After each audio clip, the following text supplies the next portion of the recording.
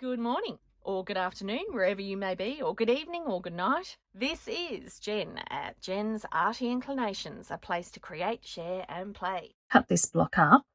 You probably want to cut yours a little bit more even than what I've done mine just then. But all right, now I'm going to do anything on these.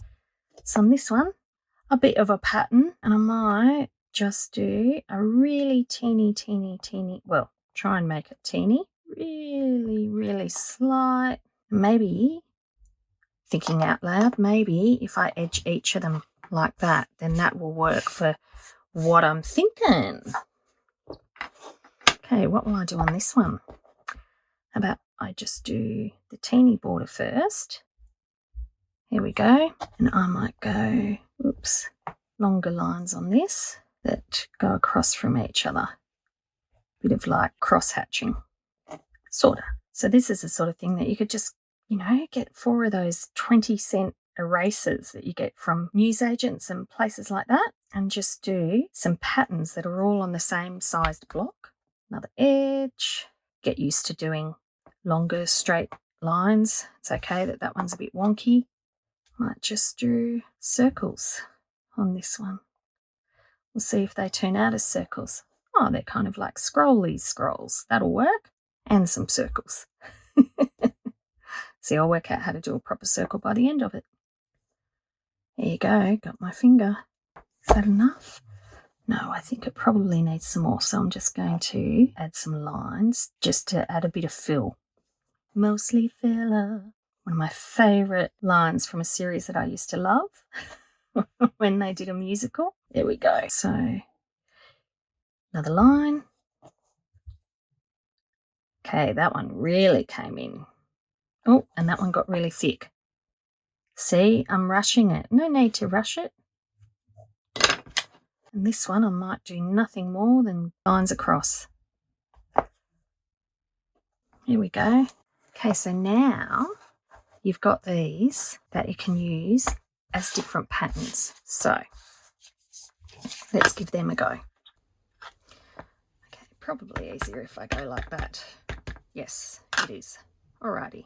First, I'm going to try going like this. So you can imagine you can do this with circles that you've cut out and do circle wedges. These can be in the corner of a page, anywhere. Voila, instant pattern.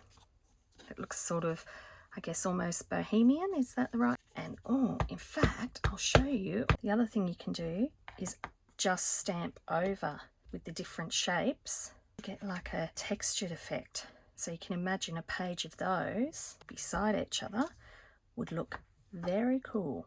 And I did the wrong one, but that's okay. Go the different one this time. Which one haven't I done? Didn't do that one. Before I do that, just to give you the idea, so you can see across a page how that works out. And there's one with the same pattern on top.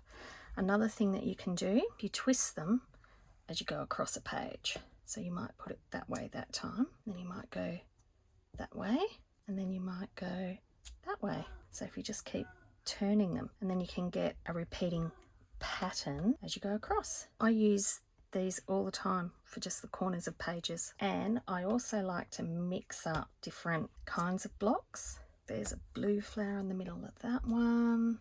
There's a pink flower in the middle of that one. Really love sort of playing with that idea. These can look amazing, and I'll show you in here. I think I've got some of those where you can see I've done that kind of concept with just a square piece. It didn't even have any patterns carved into it on that one. I just try and find one, and if I can find it, there.